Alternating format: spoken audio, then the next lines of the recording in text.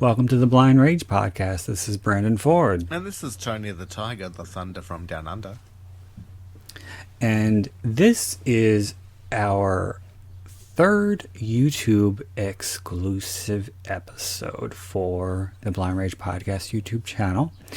And this episode is called 2 for 2, TWO. I could have done the number 4, but that would have been too much. That would have been too much. Like all too for much. one. That would have been too. Yeah, that would have been too much.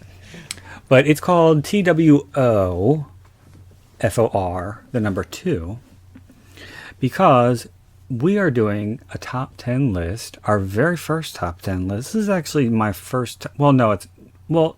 Yes, let's just say it's my first top 10 list. We've anyway. done a list, but not a top 10 list. Did we? Oh no, well I accidentally did a list of traumatic movies, and you just had one. Oh, yes. Well, that wasn't meant to be a list, Yeah. but that was. I just misunderstood the assignment. Yeah. Well, hopefully you understood it this time.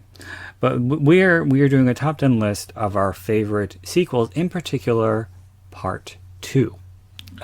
In particular, I only did Yes. part 2s. That's why I struggled so much. If Yes, I hear it's it, if well, I hear it's any part specifically 3s, I'm gonna shit no, bricks. it's specifically Part 2. Good. That's why it's called 2 for 2, because we are only doing the second movie in the franchises. Yes. I mean, and some of these only have 2 movies, so they're not technically franchises, but the first, we'll just say it's In the these first volumes, sequel.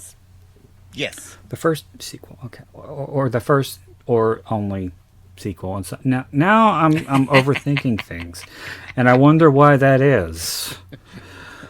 But before we get into it, I would like to encourage everybody out there to please check out my most recent novel, Drowning in Oceans of Black, which was recently published in paperback and is now available in audiobook, which you can find it on Audible. And it is narrated by a longtime collaborator, Michael Butler, who is a wonderful voice-over personality and actor and audiobook producer. And he also has a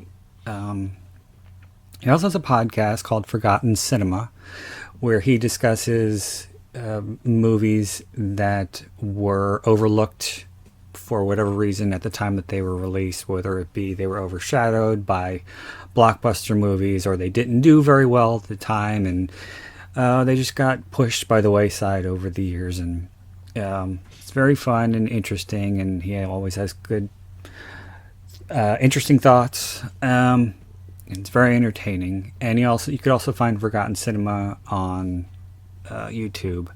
So yeah, Drowning in Oceans of Black is available now, and please check out Mike's other works on Audible, because he has done other books for other people, not just me.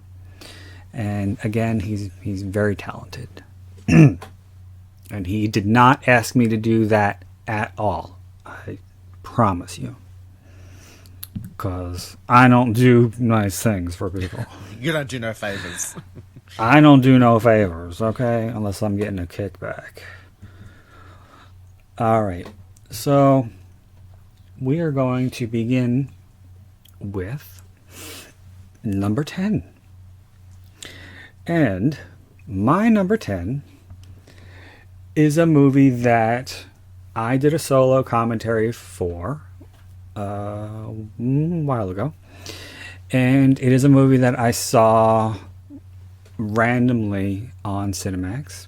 And it is a horror comedy that is very different from the original, because the director purposely didn't watch the original, which I thought is funny.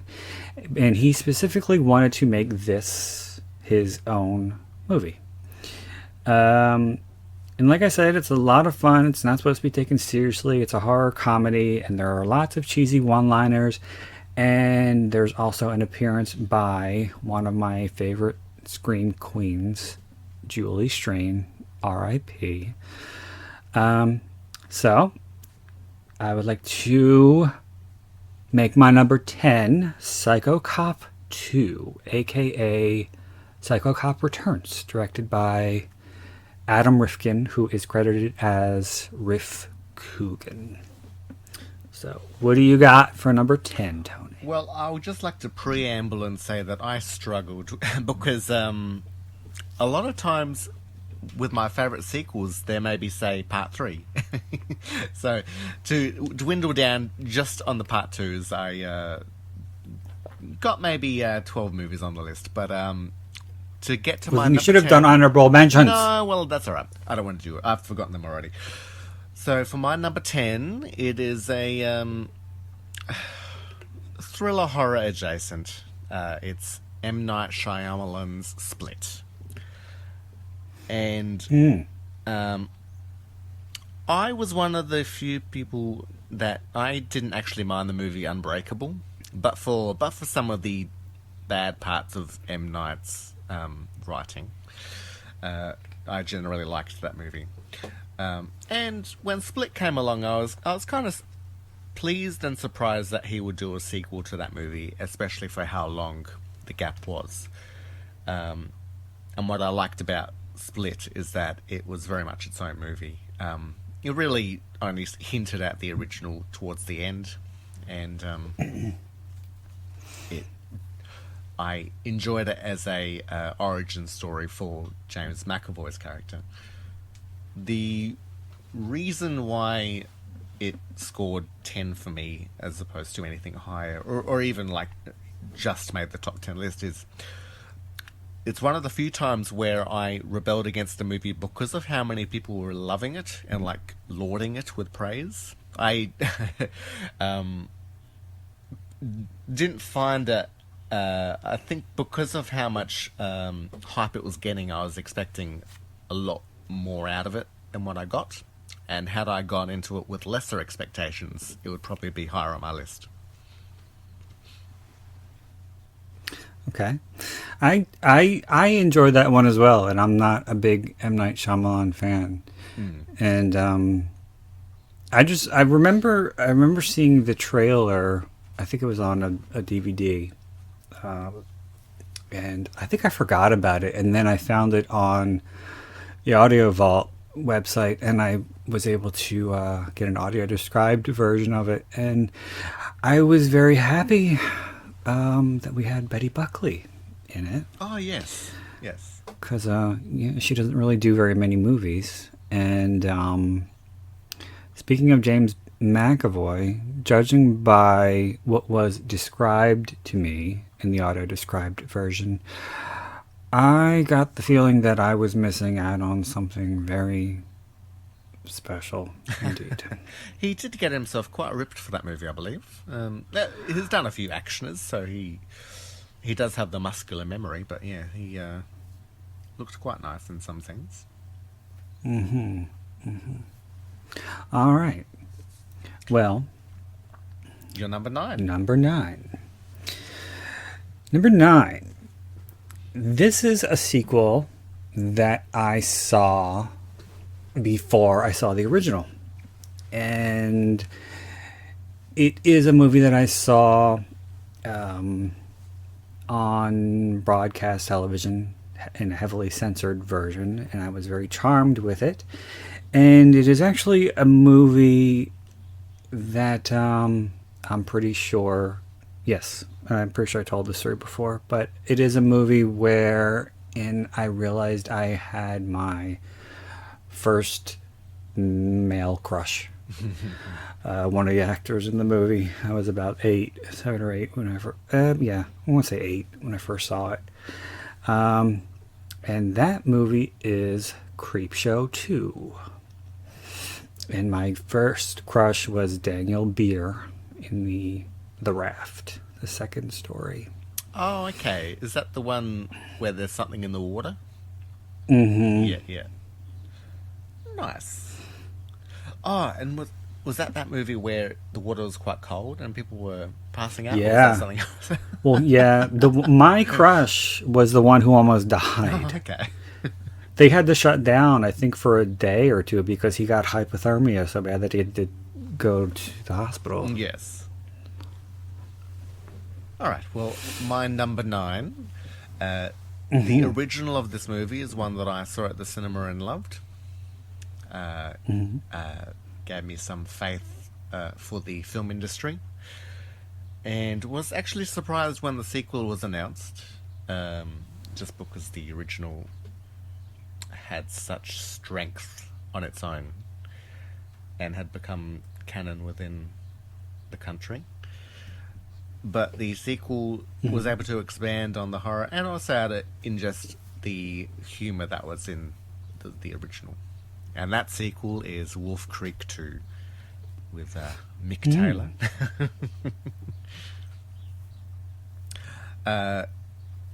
And probably in the opposite vein of what I was saying about Split is that I went in sort of expecting it to be not as good, but because I went in with a lower expectation, I was happily surprised.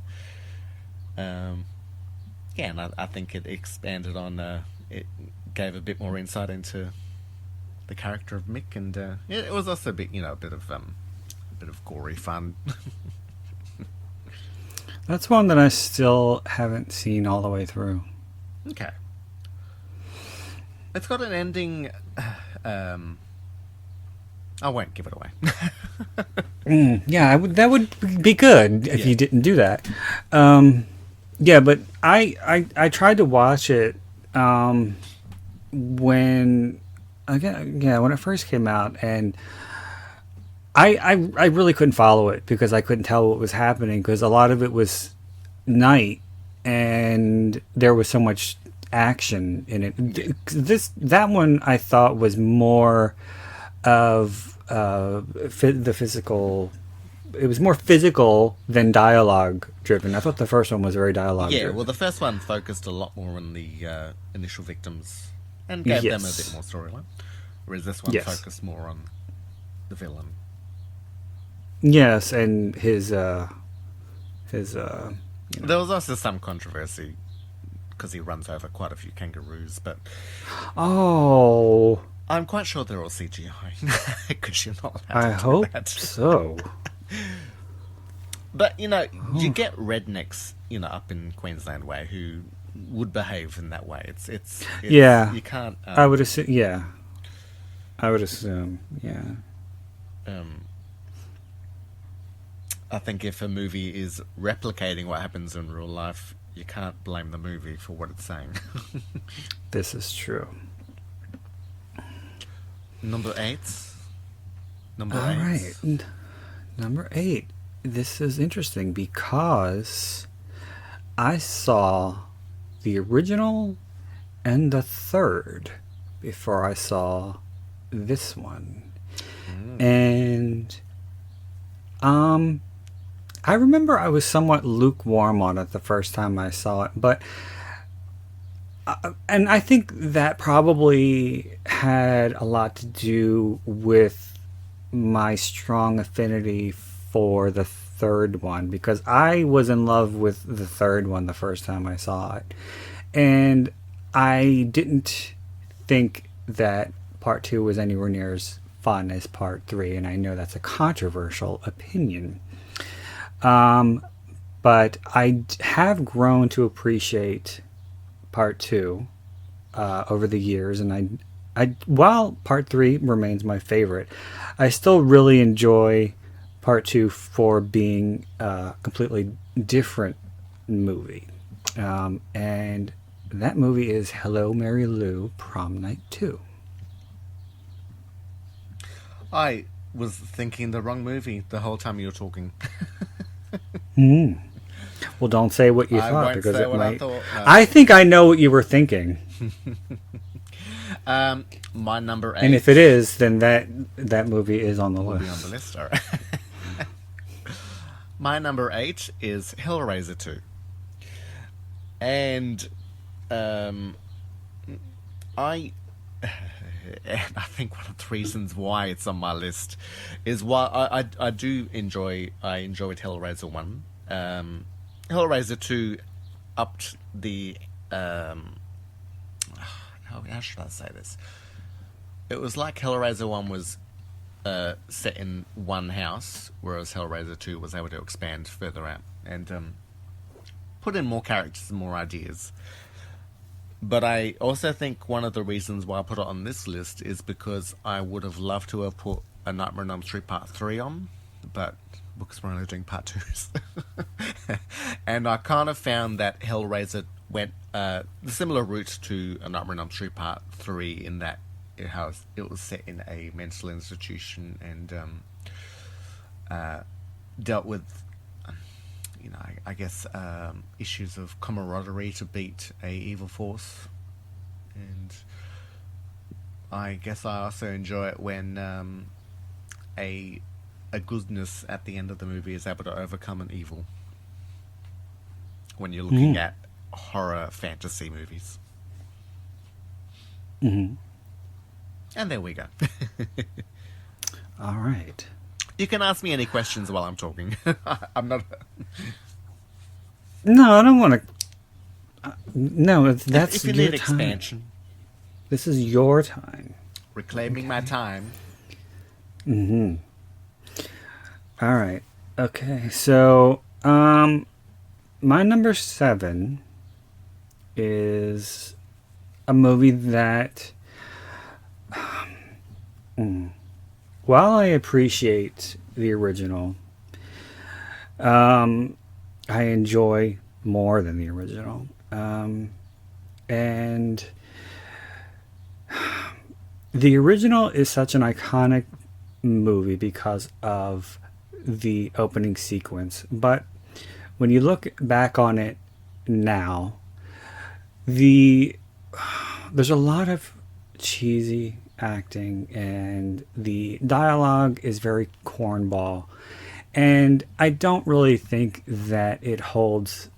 I mean, it's a twist, but you know what the twist is, and that is also a factor in why it doesn't hold up. But it's also very 70s in that regard. However, with the sequel, it also has an opening sequence that is a bit of a framing device for what happens throughout the rest of the film. And I think that the opening sequence is much more tense because the performances, in one performance in particular, is a lot stronger. And the actress, Jill Sholin, really is quite believable in her fear and terror of what is going on and what could be in or outside the house. And who this person is and what he wants with her. So my number 7 is When a Stranger Calls Back. I guessed that one by your description. And I said Jill Sholin was in it. Yes. So Well, no, I knew that before you said her name. So my number 7 is the first one. It might be the only one on my list where I prefer the sequel to the original, and it's. I'm just gonna say what it is. It's Hostel 2.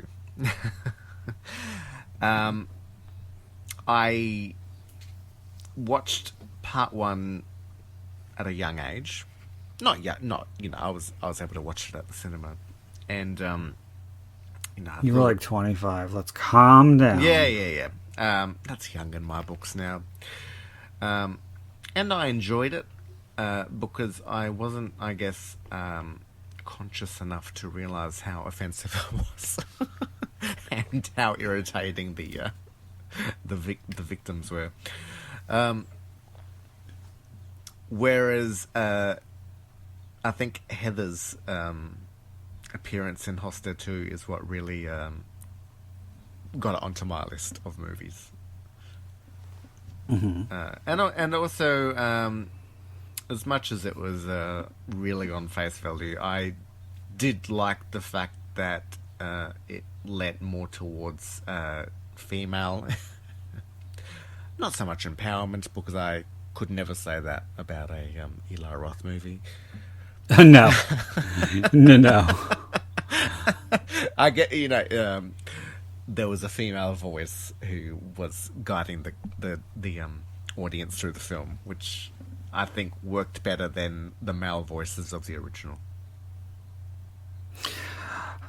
Well, your opinion is a popular one, because I hear that a lot of times that people do prefer the sequel because the what the characters who are supposed to be the protagonists in the original are just deplorable human beings, and it's impossible to feel sorry for any of them when the shit hits the fan.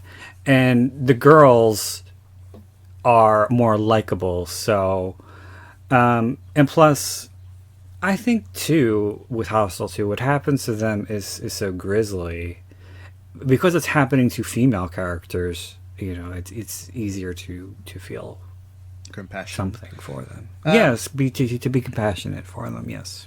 And also in the original, I think nearly all the females, well, but for two, were villains. They were really treated as the carrot at the end of the stick to bring in the victims, and then, or they were hookers. Yeah, no, but like now you're my bitch. It's that Yeah. hooker was like realizing what what was going to come with him. Yeah, the only female character who wasn't meant to show anything negative was Ghana, the one Japanese who jumped in front of the train. Yeah, the Japanese girl. So, did I step on you? no, Or did you have anything No, else that's all I have to say. All You right. can step on my neck anytime you like, mister. Okay. Number 6 is another movie that is I can't say that I like it more than the original. I think I like both the original and the sequel equally, but for different reasons. And while they do follow something of the same template, they're done very differently. And while the original relies more heavily on the suspense aspect, the sequel relies heavily more on the blood and more viscera. Mm-hmm. And the slasher movie, it's more of a slasher movie than it is a suspense movie.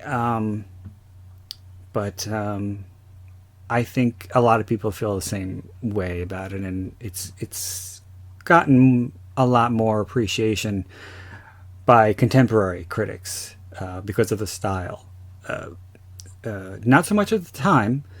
When it came out, it was not well liked by critics. But yeah, so my choice for number 6 is Halloween 2 from 1981. Okay. I think that's all I have to say. That's all I have to say. I enjoyed Halloween too. It was, like you say, very much a templated style slasher movie, and I always remember the only thing that irritated, and one of the few things that I remember from it is someone gets killed in a hot tub or something. Mm-hmm. And well, it's not a hot tub. It's for physical therapy. yes, yeah. yes. And I always think, why have something like that where the temperature can go way past You're not the first person to say that. But that happens in a few horror movies where, like, or like there'll be a sauna room where suddenly it's up to like 200 degrees. Or so my number 6 movie is your number 8, Prom Night 2, Hello Mary Lou. I didn't even think you'd seen that. I have seen that. Yes, I've seen that before Prom Night. And with this one, and this is something of a similar thing for me, is a lot of times with sequels, I actually like ones that take on a different shift in tone or even in delivery. But I can't actually say that for Prom Night 2 because I saw it before Part 1. But incidentally... Oh, I do remember you telling me that now, yeah. I do happen to like sequels that are different from the original, where they don't require viewership of the first one. And even...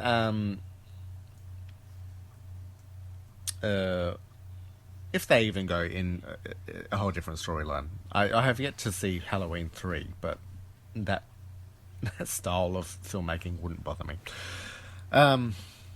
Yeah, Prom Night 2, I remember, as I think a lot of people do, I remember the front cover of it and watching it and really enjoying the experience. So that was one from my more younger years. I need to give that another view. I saw that it's available on Amazon Prime, so I'll give that a watch. It's not on your Tubi? I don't know. We don't have a lot on Tubi. It could very well be, because I feel like that's the type of movie that you would find that the good type of movies on Tubi.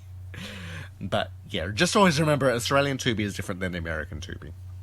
Because you mention a lot of movies and I'm looking them up and like, fucking hell. They're not on here. Okay. Well, number 5. Halfway. This sequel is very much in the same vein as Halloween 2 in that it veers totally off course and is a very, very different movie than its predecessor. However, it is written and directed by the same person. And it is, I think, and deservedly so, gone on to be more and more and more of a cult classic as the years go on. And it's one of those movies that I can always watch and have a good time with because the performances are so much fun, the characters are so much fun, and it's just a movie that I think is unrelenting in the in its charm, and it's a very twisted charm indeed, and you get that charm from the very first frame. So, for me, number 5 is The Texas Chainsaw Massacre Part 2. I was guessing that one as you were saying it. My number 5, kind of like what I was saying earlier, just with my last one, is there was the original, and then the sequel took it off in a more military direction. And I'd say, similarly to what I was saying with Hellraiser 2 and Nightmare on Elm Street 3, you have an original story, and then in the sequel you develop more characters and camaraderie to take over an evil presence. However, this one wasn't so much an evil presence as much as it was James Cameron's Aliens with Sigourney Weaver. Which I realise that you don't consider sci-fi horror as part of the horror canon, but I do enjoy a bit of sci-fi every now and then. I enjoy this one for... I enjoy the original. I find that one to be more closely linked to what one may see as a like a typical, let's say, haunted house or someone in the house chase thriller. However, the chaser is extraterrestrial, and part two is the more action or military, but also maintains that level of horror. I think that James Cameron has some horror in his veins, looking at some of his movies. Even Terminator, I remember when that was on TV, it was rated M for, coarse language and horror was what was described as. He has that leniency with some of his stuff. So I will put it in my top 10 of horrors is Aliens. Okay. My number 4 is another movie that's very different from the original because much like some of my previous selections, the original is a lot more serious and does go for a horror story and element, and this one plays more on the horror comedy. I had to turn my head because I just burped. We get a lot of quips and one-liners which people tend not to like in horror. However, I think this one has only just recently started to have an appreciation, and a lot of fans of this series, I've noticed people saying that this is either their favorite or their favorite sequel. And James is one of them, and James and I did a commentary for this one, and it is Child's Play 2. Well, with the main actor being a bit older, you can associate with it a bit better, I feel. Whereas I think with the original, the Andy was a bit young. Well, he's like a year and a half older. So my number 4, I'm just going to just give a bit of backstory. For those who don't know, in my daily life, I'm a bus driver, and in the city of Adelaide, we have the Southeastern Freeway, which is it's a lovely freeway that drives towards the heart of the city. It goes through the hills, and for about 7 miles of it, it's all a very slow slope downhill, and what a lot of truck drivers don't realize is that they need to be in low gear, and what has happened is there's been quite a lot of collisions at the bottom of the hill and quite a lot of fatalities. And with that in mind, the movie that I picked for number 4 hits close to my heart, and that is Final Destination 2. Simply for the opening sequence. I see a lot of there's a post that I see quite often come up on my feed, and that is people commenting on how people always remember that truck with all the logs on the back of it, because they'll show pictures of people not driving behind those type of trucks, because that sequence sits in the mind quite nicely and is something that you could imagine happening quite easily. I also think it developed nicely on the concept of the first one. I enjoy a good mousetrap death where you're not sure where things are going to happen, and I've always been a fan of the Final Destination series. They are one of the few series where I don't mind their repetitiveness. It's all just fun and games for me.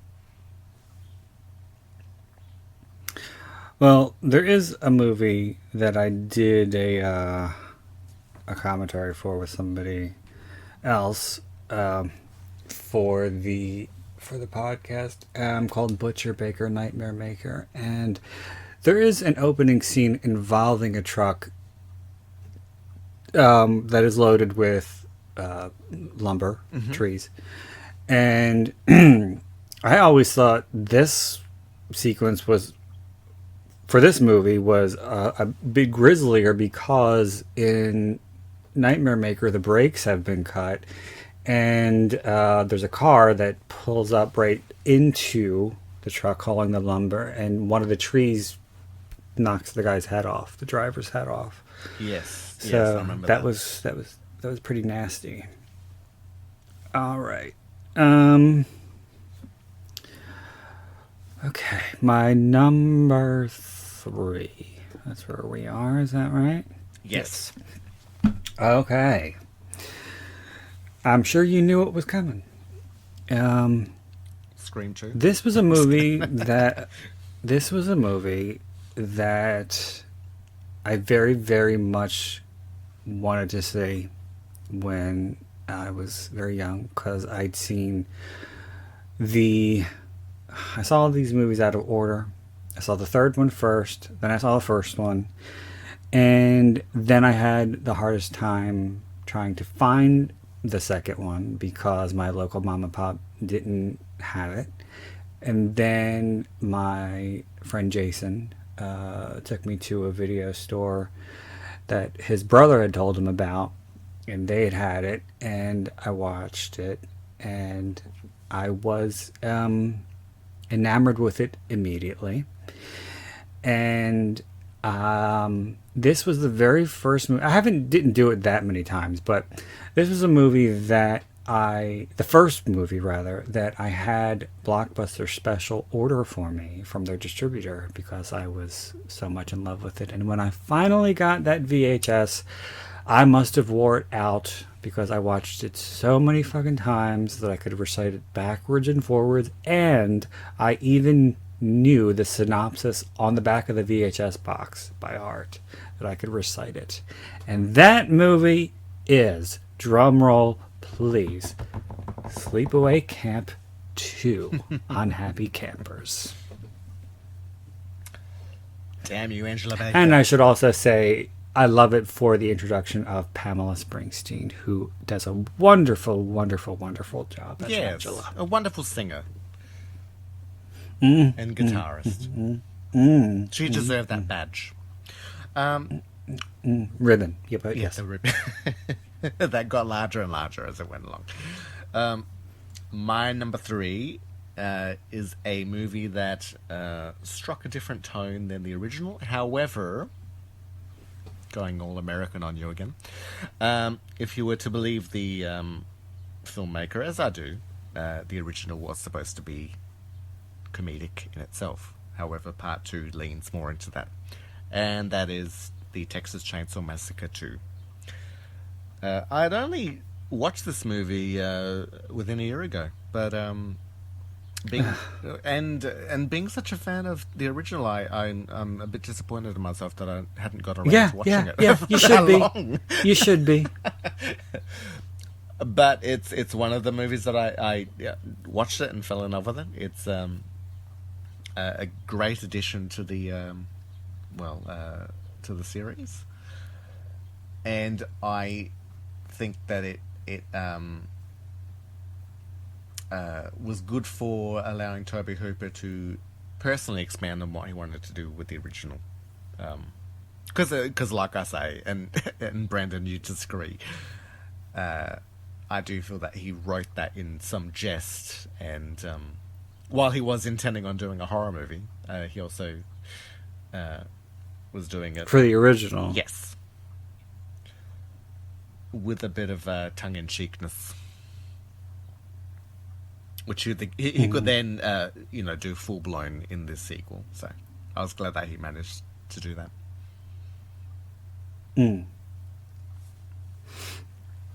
Okay. For number 2,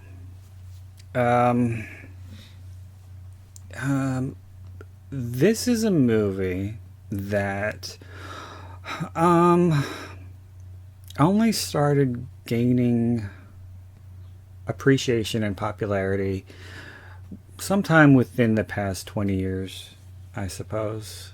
But it's a sequel that I always loved. It's a franchise that I loved since I was very young.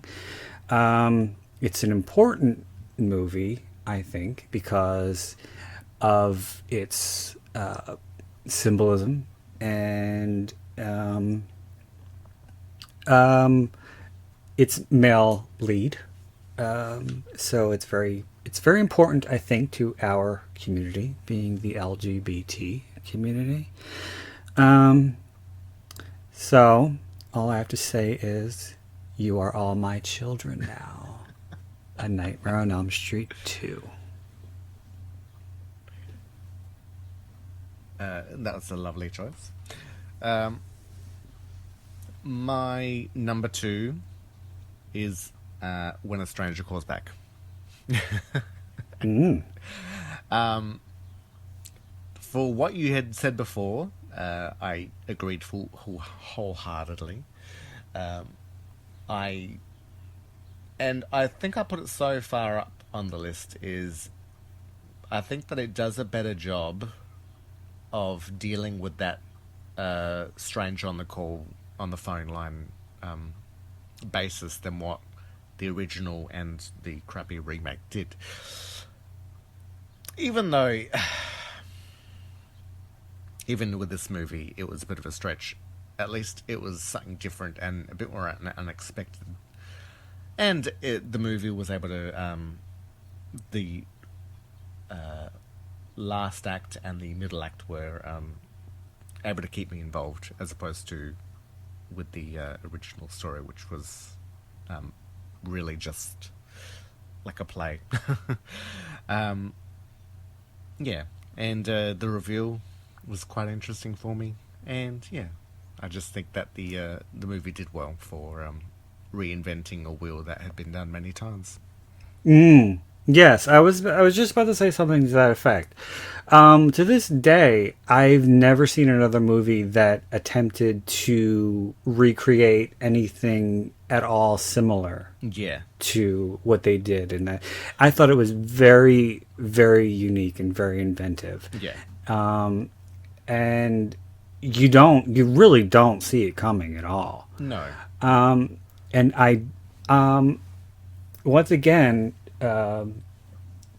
with regard to Jill's performance, had anyone else been in that role, I don't think it would have been anywhere near no. as She, successful yeah, or effective. I completely agree.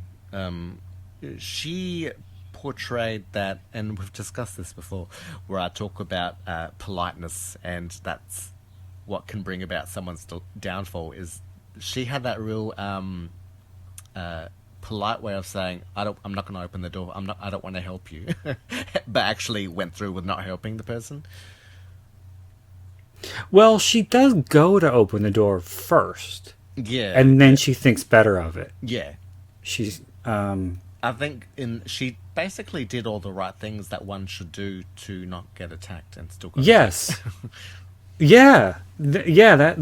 That's a really good point. She does everything right, yet something terrible Yeah, still comes out of it. Um, and yes, she was nice to a fault, yeah, um, because she was helping. She really wanted to help somebody who really didn't deserve to be yes. helped, and in turn got something. Swindled. No, I'm just going. Well, Yeah. okay, all right. This Now is for a your number biggie. one. Your number one Number of your number one. twos. Number one. This is probably not going to be a popular choice, and I don't give a flying fuck because I love it, and I've loved it since the first time I saw it, and I can watch it over and over again. Some people may say the acting is bad and cheesy. I think it is fine and fun and wonderful, and it's a movie that is very tight in its running time. It always goes by rapidly, keeps me entertained, and although some people might say it's unintentionally funny at times. I don't find it scary anymore, but I did think some moments were pretty tense but I was 11. So, and what else? Being that it was a very much a micro budget film that was shot on recycled sets, I thought that Mr. Jim Wynorski, director, did a lot with what he had. And what he had was, again, recycled sets, a very low budget, inexperienced actresses, and a script that was written in a weekend. And a movie that was shot over the course of something like 6 days. So, and I think it turned out tremendously. So, my number one is Sorority House Massacre 2. Oh, I thought you were going to say Craft Legacy. You're so funny. Well, I think that was written over a weekend. I think it was written over a lunch hour. It was written on a napkin. Well, speaking of movies that were probably written over napkins. You developed a special kind of glue. My sequel, my number one, is probably one of the most famous sequels by way of... I think it did better than the original. People enjoy it. People find it funny. I enjoy it. It's Evil Dead 2. Okay. Well, that's a popular one. Well, yes. I really enjoy Sam Raimi's direction in it and Bruce Campbell's delivery. It for what it was, and like the first, I feel it was like a 2-act movie. The first act was basically a play, a man on his own, like going insane. And then some more characters are introduced, but the whimsy, the kookiness of it all, the gore and the violence, they all played to my heart. And it was just an enjoyable film. And again, one of those cases where it went in a different tone to the original. Even though the original had its humour to it, I feel that this really amped it up to 11, and I enjoyed it for it. Very good. Okay. I have some honorable mentions here. And they ended up being honorable mentions because while I do still enjoy them and I do think they're good movies, I noticed that I'm not going to say they don't have that rewatchability factor, because they do, because I could still watch all of these and still enjoy them. It's just that I noticed that over the years, they haven't been go-tos. They're not evergreen. As much as my top 10 were, they haven't been movies that I put in and you know have a craving for. So the first honorable mention is The Rage Carrie 2. As much as people hate it, I don't know why. Another movie that is loathed by many people, and I don't think it will ever find a cult following, but I like it, and that is Book of Shadows, Blair Witch 2. Oh yes, I enjoyed that one. We've spoken of that one before. Another movie that, next to my honorable mentions, that is took a long time for people to appreciate it, and I think only over the course of the past year, 5 years or so, has gotten a cult following. But I enjoyed it from when I first saw it, and I still think it's fun. Not definitely not the original, because the original is far superior, but I still enjoy it, and that is Pet Cemetery 2. Next one, again, doesn't hold a candle to the original, but is very good, very well acted, very well executed, and I think that I'm not the only one who thinks so, because this one was written and produced and was going to be direct to video, and at the last second the studio saw that it was better than that and released it theatrically. And unfortunately we don't have Jill in this one, but it is The Stepfather 2. Ah, yes. And I got 3 more. Oh. Huh, You slut. okay. This next one is again not as good as the original, but it's a lot of fun, and there's definitely some laughs in it. Doesn't have the same charm as the original, but it's still good, I think. And that is Fright Night Part 2. Next, a movie that is, again, very, very different than the original, is more of a horror comedy. Has a lot of fun and craziness, and definitely over the top with the violence and the gore and the killings. And that is Night of the Demons 2. And last on my list, I couldn't put this one in my top 10 because it's too new. But I don't know. It's hard for me to say whether I like it more than the original, because I think they're both really, really good movies.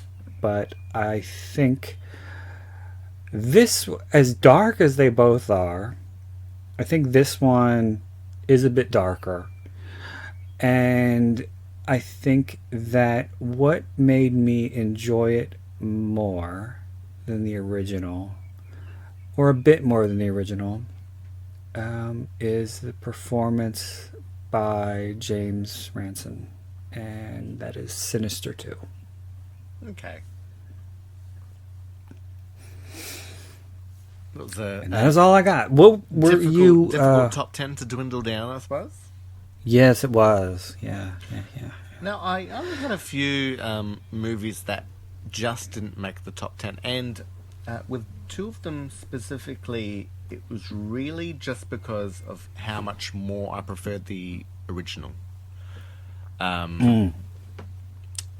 Because I had toyed with Nightmare on Elm Street 2, and despite its what the public felt was flawed about it, I didn't mind it, and especially as for its gay connotations, that spoke to me as well.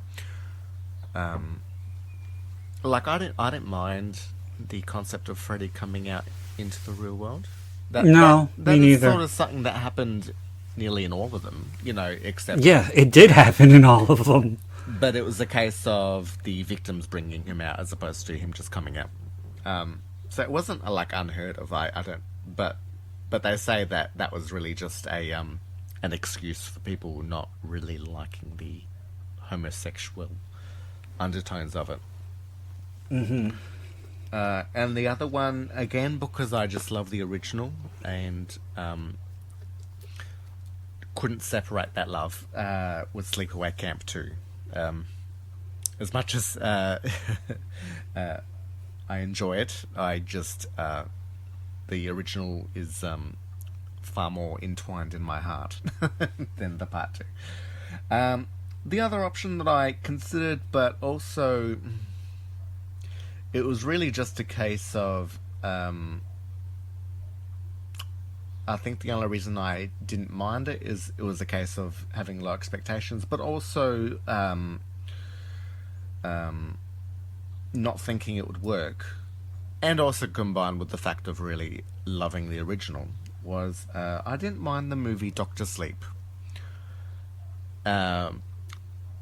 But even in saying it now, I couldn't imagine it at all in a top 10 of my sequels. It was that would have to be one that I have to rewatch again, because as much as I enjoyed the villain in it, I can hardly remember the lot of it, because it was such a long movie where different things happened. It wasn't. It was basically a long movie with 5 parts, so it's almost hard to remember. But I remember liking parts of it, and then the rest I don't remember. I remember not disliking it, but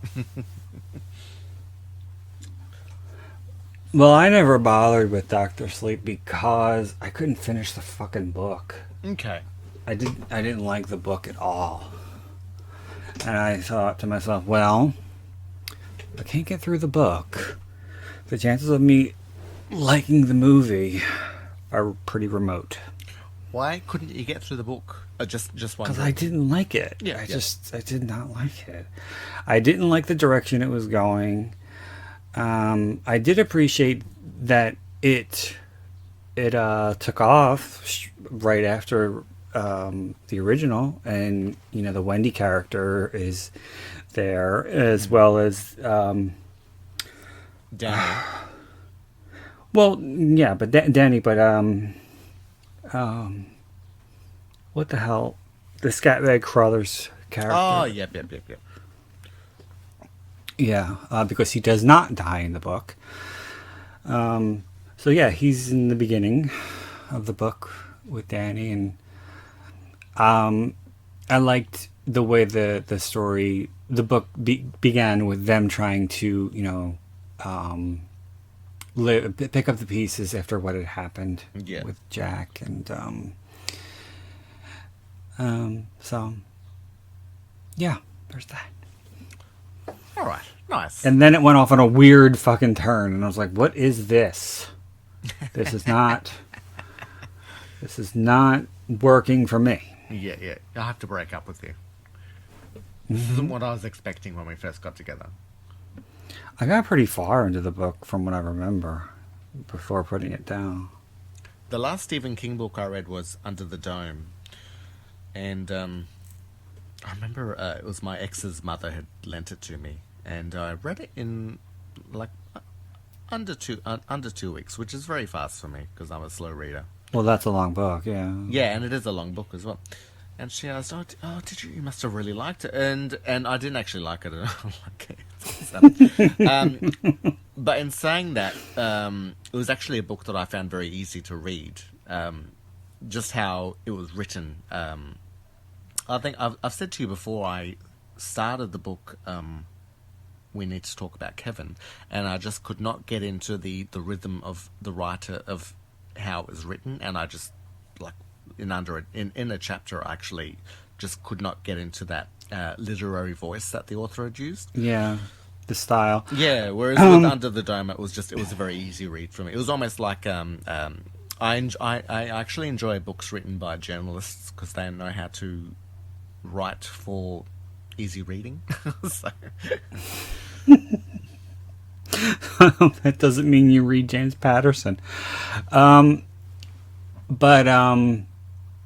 what was I saying?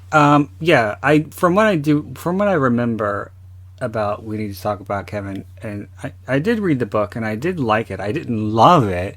It's not something that I care to go back and revisit, but it was fine.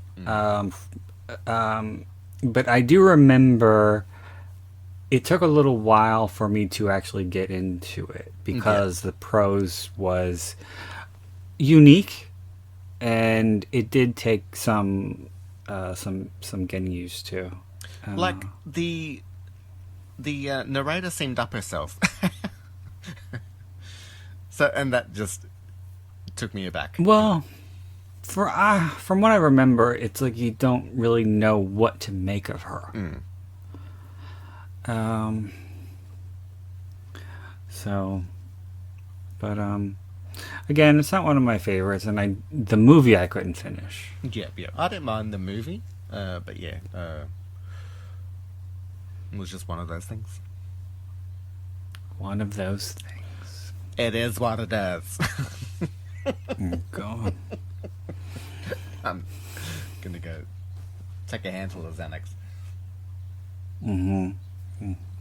Okay, well, that's all I have to say. All right. Because I don't think you should let people fill out applications if you don't actually want them to try to get a job here. Well, we're not looking for. No, that's all I have to say. Oh, okay. So I want to thank you for. I was stuck in a Romeo and Michelle moment. I have to go. I would like to go away. Oh my God. If I was at that interview, I would have fucking ran out of that place like my ass was on fire. With the baby crying in the back. Oh, yeah. Get the fuck out. But yeah. Okay, no. You paid a whole $1 for